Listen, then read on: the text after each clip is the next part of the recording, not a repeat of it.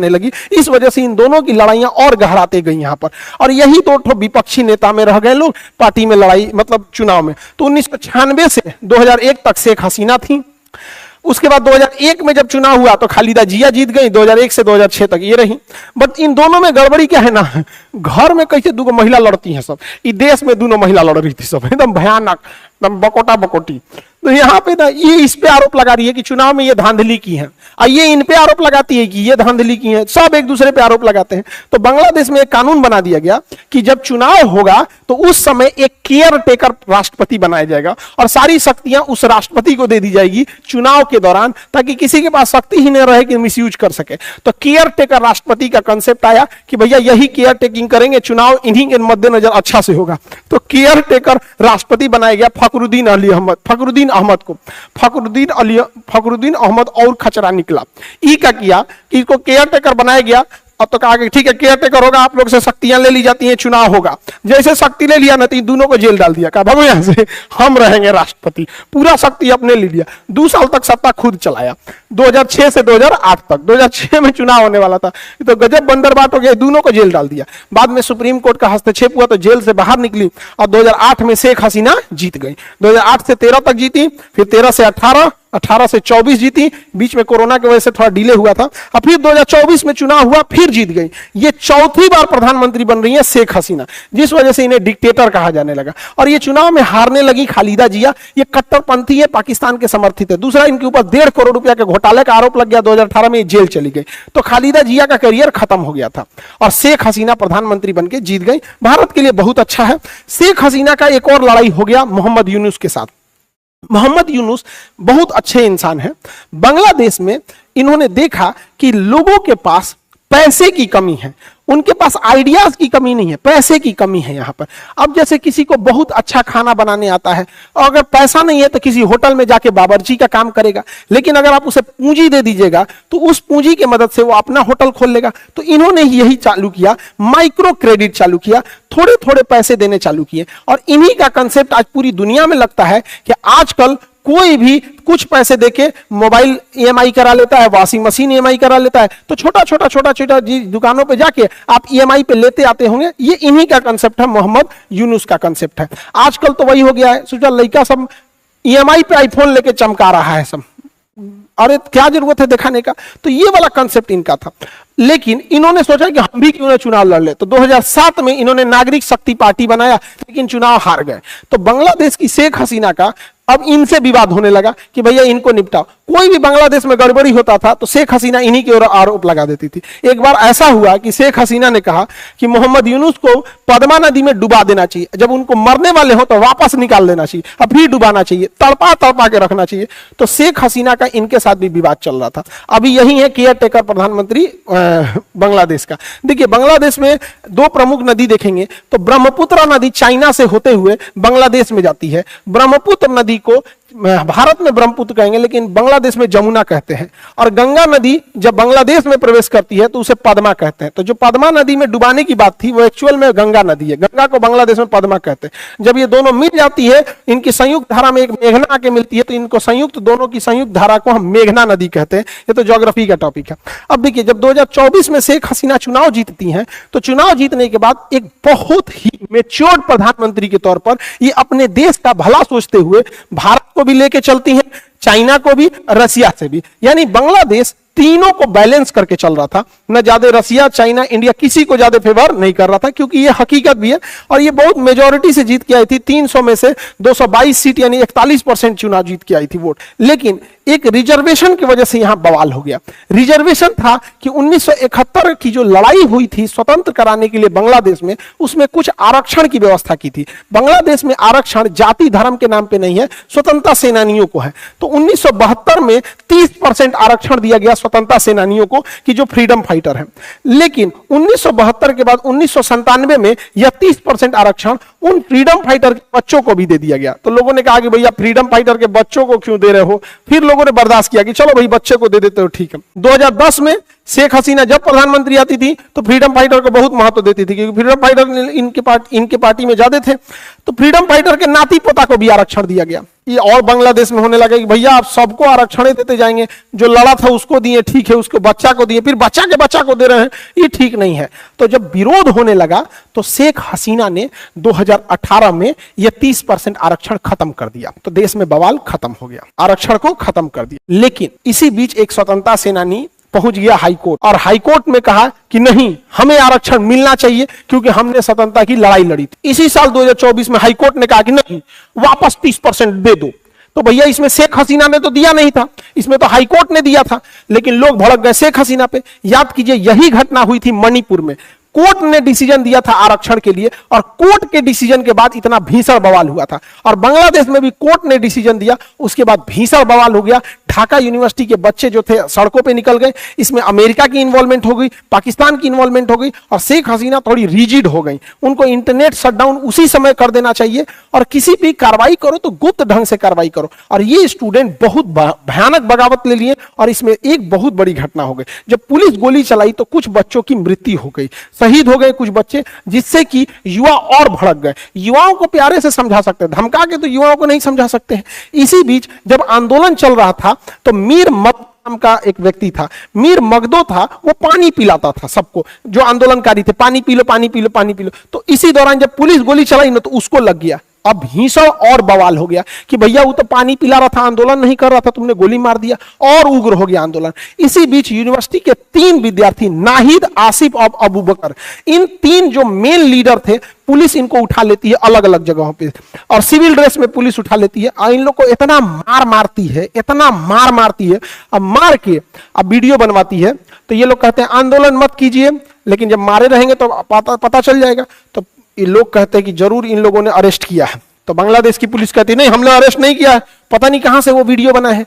तब तक इसी बीच बांग्लादेश पुलिस जब इसमें नाहिद को उठा रही थी तो उस दौरान एक वीडियो बन गया था कि पुलिस अरेस्ट करके ले जा रही है। अरे बांग्लादेश का पुलिस, तुम लोग को इतना बुद्धि नहीं है कि इन लोग को जब उठा रहे हो तो सिविल ड्रेस में उठाओ। अच्छा, एसटीएफ सिविल ड्रेस में ही उठाई थी, लेकिन उनके गाड़ी पे लिखा हुआ था पुलिस। बकलोल कहीं का भाड़ा पे बोलोरो ले आता, पता नहीं चलता, तो किसी ने वीडियो बना लिया था कि पुलिस ने उठा के ले गई है। फिर पुलिस के ऊपर दबाव बना तो पुलिस इन तीनों को छोड़ी। जब इन तीनों को छोड़ी तो मीडिया वाले पूछे कि आपने ऐसा वीडियो क्यों बनाया था कि आंदोलन रद्द कर दिया जाए।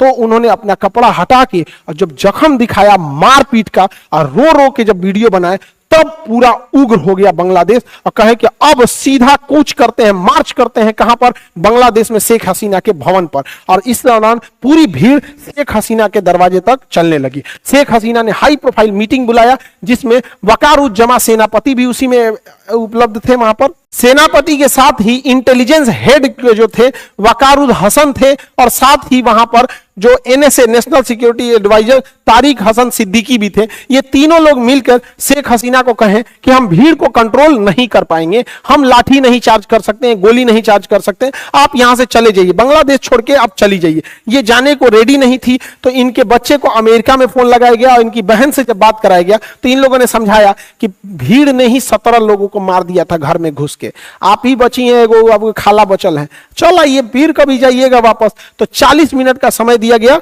और सेनापति ने इन्हें वापस हेलीकॉप्टर से फिर जहाज में बैठा के भारत भेज दिया। जबकि ये सेनापति बनने लायक नहीं थे, वकारुज्जमा सेकंड सीनियर थे। इनको जानबूझ के शेख हसीना ने प्रमोशन दिया था इसी साल 11 जून को कि आप बनिए। ये उनके रिश्तेदार लगते हैं, ये शेख हसीना की ना शेख रेहाना के देवर लगते हैं, तो रिश्तेदारी में बांटेंगे लोग यहाँ पे। और हो गया कांड यहाँ पर, फिर शेख हसीना को बांग्लादेश छोड़ना पड़ा, हेलीकॉप्टर से फिर जहाज में बैठी, और जहाज में इनका सुपर हरकुलियस जहाज हिंडन एयरपोर्ट पे ले आके लैंड किया यहाँ पर। इस बीच जो शेख हसीना का बंगला था गोनो भवन, उसमें उग्रवादी घुस गए थे। सर आपको क्या लगता है ये लोग शेख हसीना को छोड़े होंगे? शेख हसीना की साड़ी उठा ले गए लोग, अंडरगारमेंट लेके चले गए सब यहाँ पे, शेख हसीना का चिथड़ा उड़ा देते सर। तो शेख हसीना का निकलना तो खैर वहां पे था, लेकिन भारत का इंटेलिजेंस फेल्योर था यहाँ पर। भारत को सोचना चाहिए, एक इंदिरा गांधी का समय था जब मुक्ति वाहिनी को घुसाकर, हमारे सैन्य मानेकशा सेना घुसाकर वहां पाकिस्तान की सरकार उजाड़ दिए, पाकिस्तान से विभाजन कर दिए, वहां का स्वतंत्र सरकार बना लिए, और वहां अपनी पसंद का सरकार भी बैठा दिए। और एक अभी का इंटेलिजेंस हमारे यहाँ का चुपचाप टुकुर टुकुर देख रहा है। हाँ, तो बांग्लादेश के हेलीकॉप्टर से आए, और हमारी मीडिया कह रही है कि शेख हसीना की जहाज के पीछे हमने 2 राफेल लगा दिया था कि सुरक्षित वापस आ सके। हाँ मतलब, अरे बैल, तो एकरों में अपना काबिलियतें दिख रहा है। यही चीज अगर इजराइल में होता तो स्टूडेंट लोग कभी गायब हो जाते, लोग पता ही नहीं चलता। ये तीनों स्टूडेंट में पता चलता ये उसको मार दिया, वो उसको मार दिया, दूसरे जगह हो जाता है। यहाँ पे ये गलत है। शेख हसीना का जाना मतलब वहां से भारत का जाना। अब वहां सब जितनी ताकतें आएंगी सब उठपटांग आएंगी। अब वहां का सेना प्रमुख तो अलग था, बताइए, इसने मिलने सेना प्रमुख भी मिला जुला था और इसने ही घोषणा किया कि हम सरकार बनाएंगे। और एक भारत है जहां पे इतने प्रोफेशनल ढंग से सेना, हमारे सेनापति उपेंद्र द्विवेदी सर, हमारी मुलाकात हुई थी कुछ दिन पहले, इतने मतलब इतने बड़े पोस्ट पे जो 13-14 लाख सेना को मतलब कंट्रोल कर रहा है। हमारी जब मुलाकात हुई थी तो हम कहते कि सर हमको भी जाना था फौज में, अगर हम रहते तो आपके अंडर कमांड हम कहीं ड्यूटी पे रहते। तो उन्होंने कहा नहीं, आप पढ़ा रहे हैं, अच्छे से पढ़ा रहे हैं, जो मिडिल क्लास है, गरीब है, इन लोगों को आप पढ़ा रहे हैं, बहुत अच्छा काम कर रहे हैं यहाँ पर। तो सोचिए भारत के एक सेनापति हैं जिनको इतनी व्यस्तता के बावजूद इतना पता रहता है देश के बारे में। यहाँ पर 13 लाख की 14 लाख की फौज को ये लोग संभाल रहे हैं। और एक ही बांग्लादेश का है, इसके यहाँ सेनापति इतना लोगों को रोक नहीं पाया, बताइए, इतना भीड़ को नहीं रोक पाया। अब वही भारत की सेना को दे दीजिएगा तो कचूमर निकाल दिए रहते। तो खैर सैल्यूट हो हमको भारत की सेना, हमारे पूरी सेना के ऊपर जो इतना डिसिप्लिन तरीके से प्रोफेशनल ढंग से देश की सेवा करते हैं।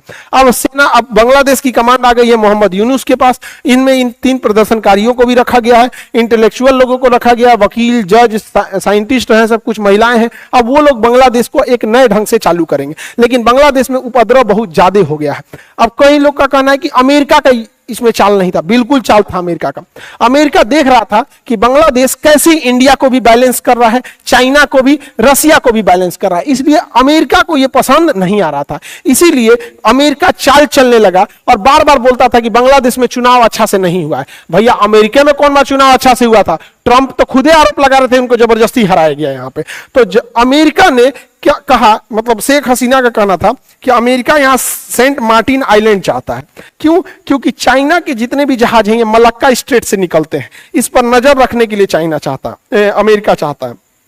तो शेख हसीना ने मना कर दिया कि यहां अगर अमेरिका को दे देंगे तो भारत भी नाराज हो जाएगा, चाइना भी नाराज हो जाएगा, इन दोनों की वजह से रसिया भी नाराज हो जाएगा। तो मना कर दिया यहां पर। यही आरोप लगाई थी अमेरिका के ऊपर। अभी हाल ही में अमेरिका के डेलीगेट्स आए थे सब बांग्लादेश में। अब देखिए अमेरिका का योगदान कैसे नहीं है। बांग्लादेश में आए थे सब, उन्हें कायदे से बांग्लादेश के प्रधानमंत्री से मिलना चाहिए और नेता विपक्ष से भी मिलना चाहिए। उन लोगों ने प्रधानमंत्री से मुलाकात नहीं किया, डायरेक्ट मिले, नेता विपक्ष से चले गए। बताइए कोई तरीका है? तो साफ वो दिखा रहे थे लोग कि ये बांग्लादेश में अमेरिका का इंटरवेंशन है। विदाउट अमेरिका के इंटरवेंशन ऐसा हो ही नहीं सकता है।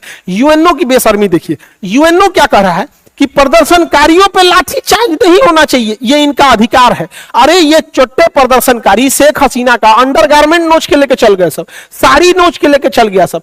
इनके पर प्रोटेस्ट नहीं होना चाहिए, इनका अधिकार है। और कश्मीर में जब हम लोग आतंकवादियों को मारते हैं ना तो हम लोग पे इंक्वायरी बैठा देता है। अब बांग्लादेश में हिंदुओं के साथ, माइनॉरिटी के साथ अत्याचार बढ़ जाएगा। अब कौन रोक सकता है उसको बढ़ने से? लिए सरकार जो थी शेख हसीना की वो न्यूट्रल सेकुलर सरकार थी, अब उस पर बढ़ जाएगा। अब सरकार इस पे कितना रोक सकती है? यहाँ पर दूसरे की गवर्नमेंट है। और वहां पर शेख मुजीबुर रहमान का पुतला गिरा दिया सब। क्या ये स्टूडेंट है सब? नहीं है सब। और हम लोग कह रहे हैं बहुत गलत हुआ, शेख मुजीबुर रहमान का पुतला नहीं गिराना चाहिए। अब भारत में जब गांधी जी लोग को मारते हैं लोग, तो इनकी जो कहते हैं लोग नाथूराम गोडसे की जय, तो दुनिया हम लोग को तारीफ करती होगी। जब हम लोग बांग्लादेश को कहते हैं, इतना समझते कि भाई तुम्हारा देश का राष्ट्रपिता है उसको पुतला मत फूको, तो हम लोग में भी यही होता है। तो रेडिकलाइज नहीं होना चाहिए, देश के लिए अच्छा बात नहीं है। अभी भारत को यही मौका है कि चिकन नेक जो 22 किलोमीटर है चढ़ के अपना कब्जा कर लो। ससुरा तो नहीं लो, या तो शेख हसीना वापस जाएंगी तो हम लोग लौटा देंगे, और नहीं तो ले कब्जे कर लेते हैं यहाँ पे, वरना चाइना यहाँ के बैठ जाएगा। तो यही मौका है बढ़िया से कब्जिया लेने का यहाँ पे। अभी भारत से बहुत सारी कंपनी बांग्लादेश को बिजली सप्लाई कर रही थी, Adani group, NTPC, power grid corporation. अब बांग्लादेश के लोग हम लोग का बिजली फूंक दिया तुम लोग, और 8,000 करोड़ बिजली बिल अभी तक नहीं दिया। बांग्लादेश वाले हम लोग का बिजली दे दो, बिल दे दो, इतना फूंक दिया यहाँ पर। तो आप लोग को ये समझ में आया होगा। और अभी सुबह 7 बजे पॉलिटी चल रहा है, 8 बजे ज्योग्राफी, 9 बजे फिजिक्स स्टार्ट होगा और 10 बजे इंडियन मैथ। तो सुबह का नींद त्यागिए, 7 बजे से देखिए, 7 बजे से पॉलिटी, 8 बजे ज्योग्राफी, 9 बजे फिजिक्स, 10 बजे आपका इंडियन मैथ। और फिर 5 सितंबर को आ जाएगा दरोगा बैच का, यहाँ पर दिसंबर में दरोगा एग्जाम भी ले लेगा। तो आई होप आप ये सब टॉपिक समझे होंगे।